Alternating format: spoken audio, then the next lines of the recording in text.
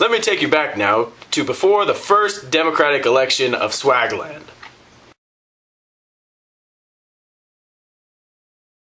I'm more Republican than you! No, I'm more Republican than you! No, I'm more Republican than you! I'm more Republican than you! No, I'm more... You know what? Isn't it great that the media provides just the average Joe like me the information I need to make an informed decision about my new elected officer? That's wonderful, honey.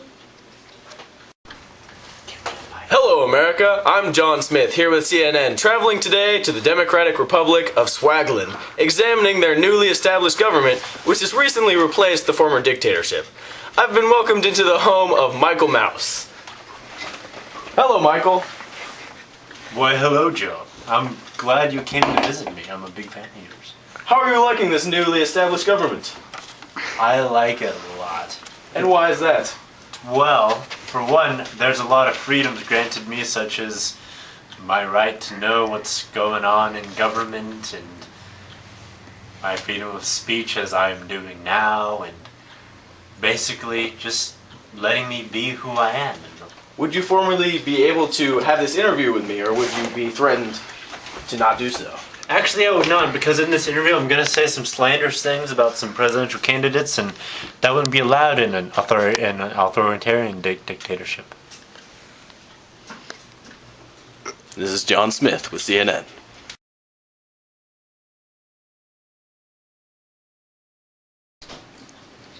So how has the recent arrest of John Rawl affected your political views? I think it's messed up, man.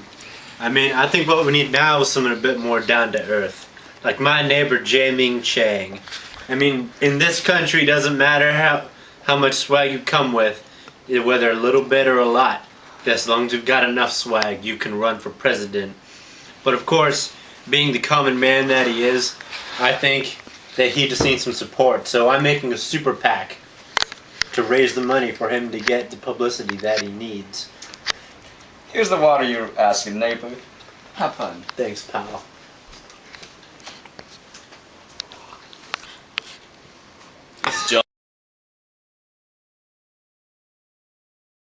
I've recently had the privilege of journeying to Swagland, where I'm about to moderate over their first presidential debate. First question. Mr. Chang, what do you believe your new policies will do to help your country's economic state? Well, the new policies that I will instill upon this country will include a laissez-faire economy, but with just a little bit of government control over it, as to limit the growth of some economic properties. Now, while I respect your opinion, I, Butte Gingrich, disagree.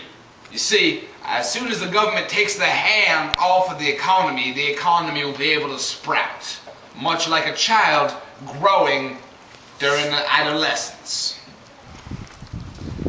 I see what you're saying, but the thing is, like a parent leaving their child behind, that same economy that we will leave behind is going to grow into a delinquent. It will turn evil and come back upon us.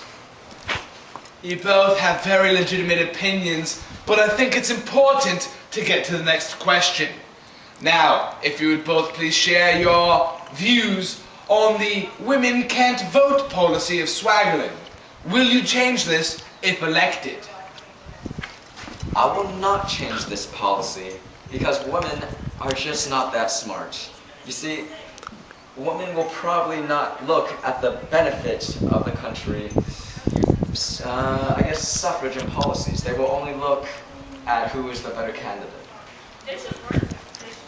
Universal suffrage is essential for our country to rise to its possible power.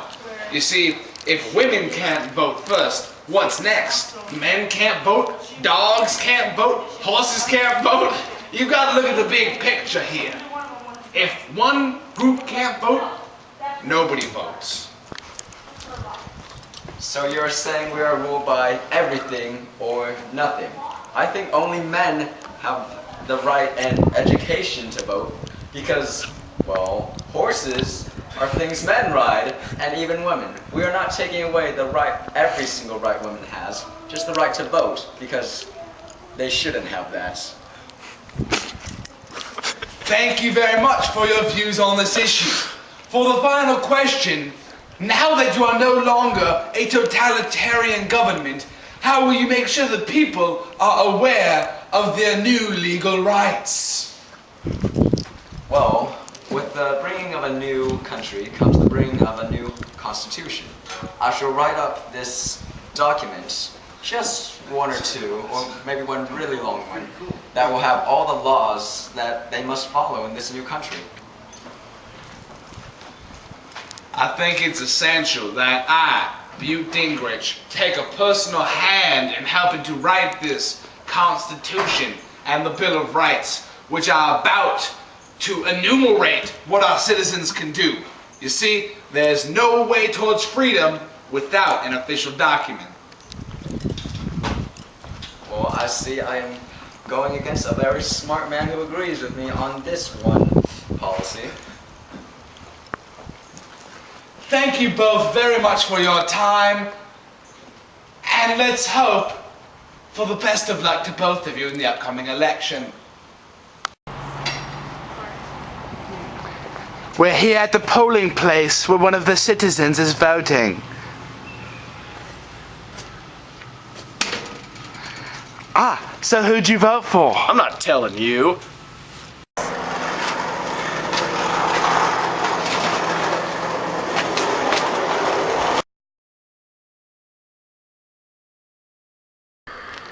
It is my great pleasure to announce the first president of Swagland and winner of this year's election, Butte Dingrich.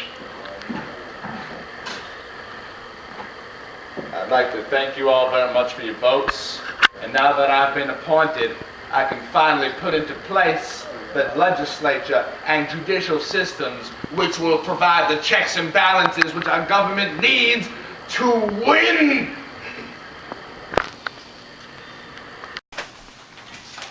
You know what? I've decided. I'm gonna start that soccer ball business I've always wanted to. Oh, that's wonderful, honey. And isn't it great that the government won't stop me?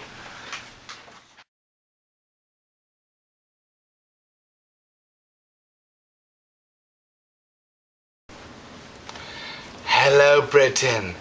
My name is Prince Twilling Charles Philip the Great. I'm here with National Geographic to go over some of the most despotic nations in the world, specifically the dictatorship of Lingichingistan. Here with me is translator Chingwing Tongkong. Thank you very much, Chingwing. Ni hao. So, is that the tradition of your country to greet someone in such a way? Yes, very much. We bow first, touch the microphone, and then we continue with our conversations. Ni hao. So people in your country regularly carry around microphones. Yes, mine is broken right now, so I cannot do it with you. Sorry. Anyway, enough of that. How do you think about the dictatorship and corruption of your homeland? There is no corruption in my country. I do not understand the meaning of dictatorship because there is no such word in our national dictionary. Really? So you have a national laws dictionary? Yes, very much because our proud king worries about our education. Interesting. Well, let's see it from a different perspective. We are here now with a native of this impoverished, horrific, bleak, grey country. Beautiful country. Would you mind asking him his name? 列名是商文. My name is Tian Shenha. I am forced by my government to live in this hovel. We are given no rights. I have to work 52-hour shifts at a factory that manufactures warheads. We cannot say anything against the government. They consider themselves above the law, like gods. Everything that they do is a force of tyranny upon us. They repeatedly raid my living area and beat me down until I agree with what they are saying. It must be a very long name. I did not understand a word of that language. Me neither, but it's a beautiful dialect. Yes, a beautiful name, sir. Yeah, What? You're gonna say that here? Oh, get this on camera! This is their natural living habitat! No! Oh my gosh, is he dead? No. He very fine. He go off to farm. He work very nicely and pay very well. He did not know what he was saying. He was a crazy man. This must be because I'm a foreigner to your strange and foreign customs. Yes. He very new to he very new to this country. You know, we get very much refugees from different countries surviving the war that we help stop. Well, I've learned a lot in this short interview. I thought you guys were a bunch of muddy-brained dictators. No. We help people in our country. Well, as they do in your language.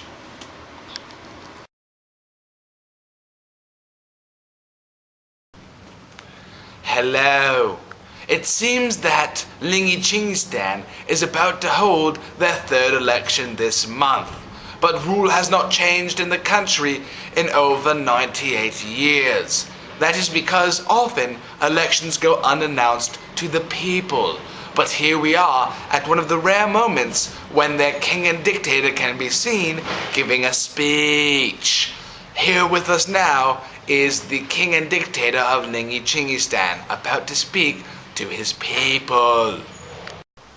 Welcome to the official debate of the king. So king, since there is only one opponent, what do you think your chances are of being elected again?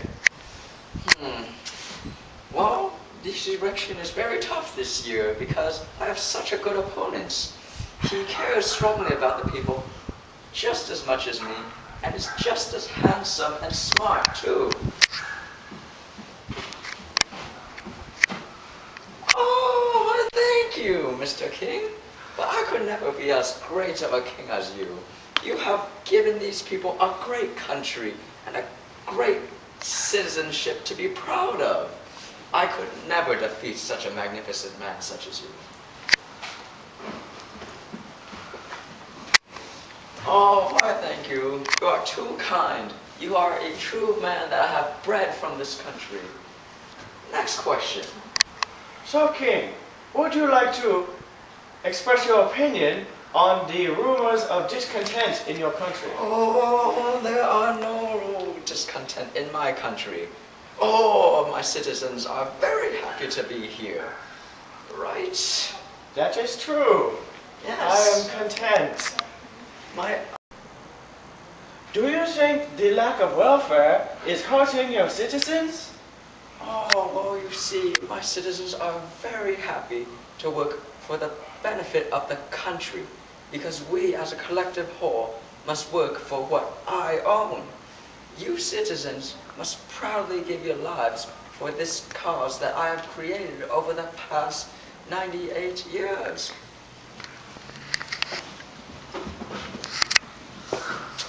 That is true. All you citizens are nothing. Everything must go to his well-being and what he has created over all this time. Because otherwise, you would not have a country to live in.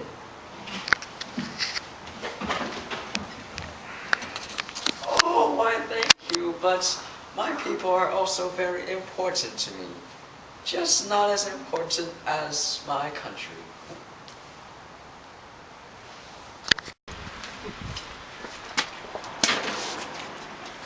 So, who you vote for? Not you. Ping, transform into leopard. Attack!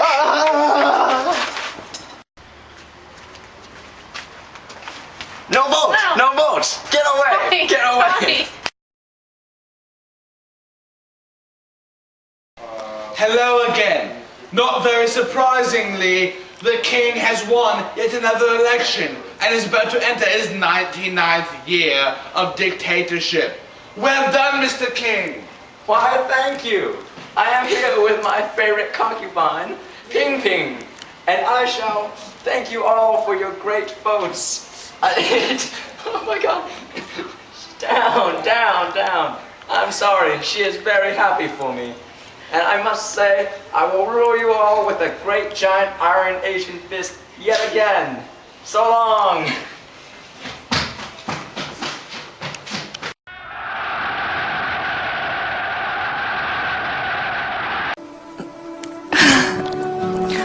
그냥 최성봉 씨를 너무 안아주고 싶어요.